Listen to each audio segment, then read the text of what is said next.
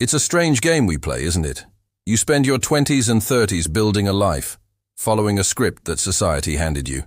Get the career, build the foundation, check the boxes. Then you hit your 40s and suddenly, you feel lost. There's a profound sense of exhaustion, not just from work, but from the effort of holding it all together, of polishing the mask you show the world. This feeling isn't a sign that you've failed. It's a sign that you're finally waking up. What if I told you that this feeling of being damaged by life, the regrets, the compromises, the parts of you that feel broken, isn't the problem? What if that's the whole point? We've been taught to hide our wounds, to cover our scars, to pretend we're fine. But that very damage you're so ashamed of, that's precisely what the universe has been waiting for. It's the raw material for your real purpose, the one that doesn't begin until the illusion of perfection shatters. This is the great secret, the one that Alan Watts understood so well. The crack in your character is not a flaw, it's a feature. We're going to explore why that feeling of being lost is actually the discovery of a new path. We'll uncover why the illusion of being put together is the real trap, and how your very brokenness is the one thing that can and will save you. If this is resonating with you, if you feel this shift happening, do subscribe and join this conversation. I'd truly love to know who I'm talking with, so drop your city in the comments. It's good to know we're in this strange, wonderful process together. We spend the first half of our lives trying to become a self-made person. We're conditioned to believe in this myth, that we must be strong, self-sufficient, and entirely in control. We believe that our success, our worth, is measured by how well we pull ourselves up by our own bootstraps. This self-made identity is a fortress we build brick by brick, designed to keep out failure, to keep out pain, and ultimately, to keep out life itself. But the 40s, this is when the fortress begins to crumble. It's the decade of the great unraveling. The things that defined you, your career, your roles, your certainties, they start to feel hollow. The self-made person, you see, is a closed system. There's no space for anything new to enter, no room for grace, because they are already filled to the brim with themselves. They are filled with their plans, their ego, and their desperate need to be right. The universe, however, has very little use for a closed system. It can't work through someone who is already full. So life brings the hammer. It comes as a failure, a loss, a health crisis, or just this deep, nagging sense that this can't be all there is. You look in the mirror and you don't see the hero you plan to be. You see someone damaged, you see the cracks. And this is where the real journey begins. We're taught that this moment is a breakdown. We're told to see a therapist to fix ourselves, to get back to normal. But what if this isn't a breakdown but a breakthrough? What if normal was the prison? This unraveling isn't a sign that you're weak. It's a sign that you've become strong enough to stop pretending. The truth is, the universe can't use you until this breaking happens. And the way it uses you is the real surprise. Let's be very clear about what damage means in this context. I'm not talking about being careless or irresponsible or using your past pain as an excuse to hurt others or yourself. No. I'm talking about the person who has been to the edge, the person who has looked into the darkness of their own soul, who has faced their own insufficiency, and has come back trembling, but open. I'm talking about the person who knows, in their bones, that they are not self-sufficient. They know they cannot do this thing called life all on their own. This person, the damaged one, the one who feels lost, now has cracks in their armor. And as the poet Rumi said, the wound is the place where the light enters you. A perfectly sealed container, a perfect self-made person, cannot be filled with anything new. Think about it. Water cannot enter a vessel that has no opening. Light cannot pass through a wall that has no fractures. This is precisely how grace works. This is how the power of existence itself, call it God, call it the Tao, call it the universe, operates. It cannot enter where there is no vulnerability, no admission of need, no space created by a flaw. Your crisis in your 40s, it isn't a crisis, it's an opening. This damage creates the necessary space. But I need you to understand this. Being damaged is not the same as being destroyed. A cup with a crack can still hold water. In Japanese kintsugi, it's mended with gold and becomes more valuable. A window with a chip can still let in the sun, and that chip might just create the most beautiful prismatic patterns on the floor. Your damage doesn't disqualify you. It's the very thing that finally qualifies you. This concept goes against every metric of success we've ever been taught. Society tells you to show your resume, your strengths, your victories. But the universe looks for your wounds. Look closely at the great figures of history, the ones who actually shifted the consciousness of the planet. They were all cracked, every single one of them. And it wasn't despite their brokenness that they became who they were. It was because of it. Take Moses, for example. The story says he had a speech impediment. He could barely talk. He was terrified of public speaking.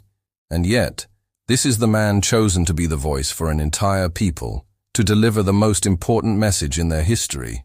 How utterly absurd. Why would the universe pick a man who stutters? Because Moses knew he couldn't do it alone. He knew he was insufficient. In that knowing, he became a perfect, open, and humble vessel. Or consider David, a small shepherd boy, the youngest, completely overlooked by his own family. He was considered too weak, too insignificant, damaged goods in the eyes of a society looking for a great warrior. And yet, it was this David who became the great king. Why? Because even when he wore a crown, he never forgot his smallness. He never forgot that he was just a shepherd boy that the universe had picked up and used. This pattern is everywhere once you look for it. Paul, the great apostle, was a man haunted by his past, by the violence he had committed. His crushing awareness of his own capacity for darkness is what made him such a powerful teacher of grace. The universe doesn't choose you despite your flaws. It chooses you because of them. Your feeling of being lost is just the universe finally getting your attention. But this choice, it requires a profound and often terrifying internal shift. But let's be honest, this qualification does not feel like a gift. It feels like a death. And we must honor it as such. Before you can be used by the universe, you must grieve the person you thought you were supposed to be. The 40s are often a long, private funeral for the invincible, perfect self you spent 30 years trying to build. You are grieving the life you planned, the certainty you lost, the illusion that you could protect yourself from pain. This grief is confusing because you are mourning a ghost. You're grieving an idea. Society has no rituals for this, which is why you feel so profoundly lost and alone in it. People celebrate births, they mourn deaths. But no one sends a card for the death of your ego's 5-year plan. You are left to navigate this empty space by yourself, feeling like you failed, when in reality, you are just shedding. There is a powerful temptation to rush this process, to get over it, to find a new hobby, a new partner, or a new career to fill the void. We try to paper over the cracks immediately, but this grief is the mechanism of the opening. You must be willing to sit in that emptiness, in that I don't know, for as long as it takes. This is the void that so many spiritual traditions speak of. It isn't a theory, it's a feeling. This part of the journey is not about recovery, it's about alchemy. It feels like destruction, but it is purification. It's the fire burning away everything that is non-essential, everything that was just a mask. It's a terrifying process to let that mask burn and have no idea what, if anything, is underneath. This is the true meaning of surrender. But what happens when you finally stop fighting and let it all go? Here is the precise psychological shift that happens when you stop fighting your damage and pass through that grief. You lose the illusion of control. You finally deeply realize you are not running the show. Most people walk through their lives gripped by the belief that they are in charge. They think that if they just plan hard enough, work long enough, and be good enough, everything will turn out fine. The 40s is the decade when life shows you how fragile that belief truly is. The damaged person knows better. They've seen it all fall apart. They have felt the solid ground of their identity, their plans, and their beliefs give way beneath their feet. And in that terrible, free-falling moment of I don't know, they learn something the comfortable and the self-made will never learn. They learn to trust what catches them. They learn for the first time what it truly means to be held by life. Have you ever tried to float in the ocean? If you tense up, if you struggle, if you kick and try to control your buoyancy, you sink. It's exhausting. But the very moment you relax, the moment you lean back, spread your arms, and trust the water, it holds you, effortlessly. Life is exactly like this.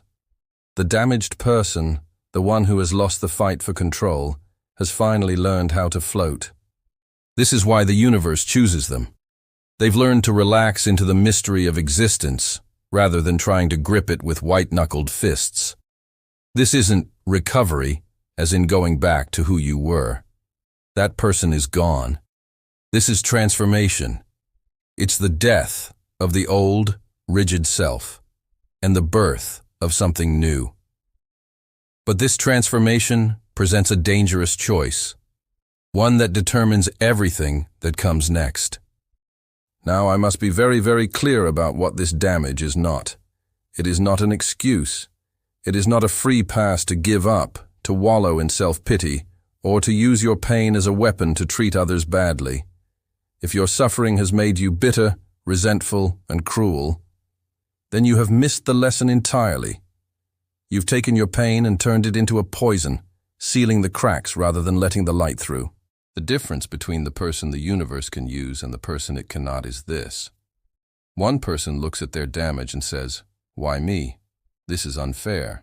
I am cursed." The other person, after the necessary screaming and crying, eventually looks at their damage and asks, "What is this trying to teach me?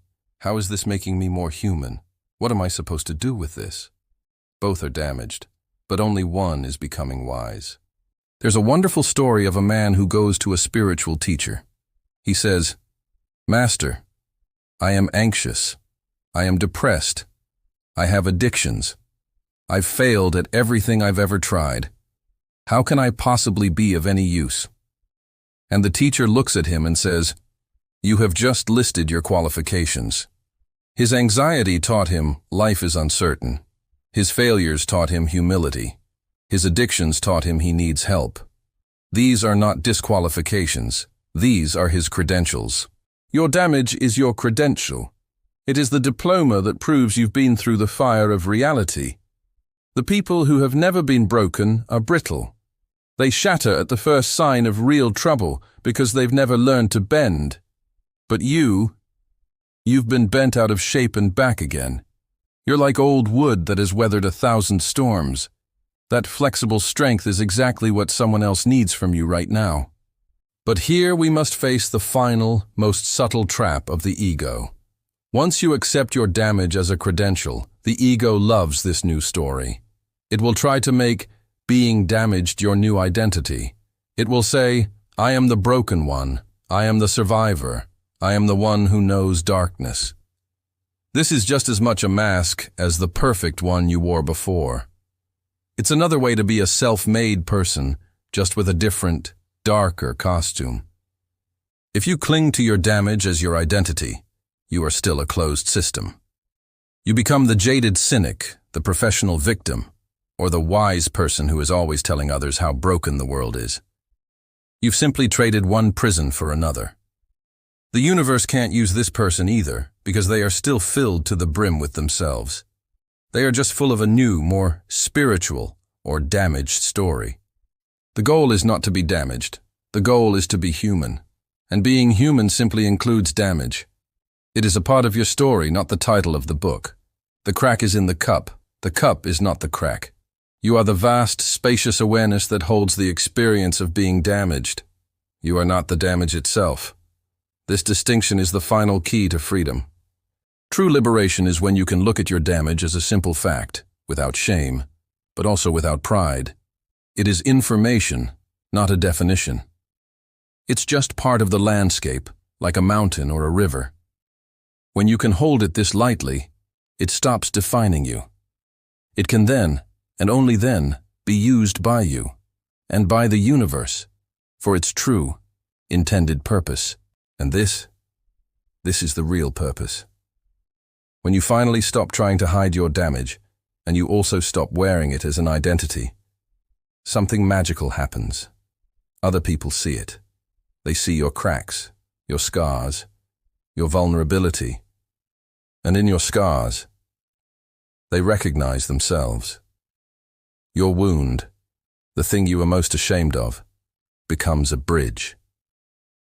It becomes a way for another isolated soul to cross from their loneliness into connection. Everyone is damaged in some way.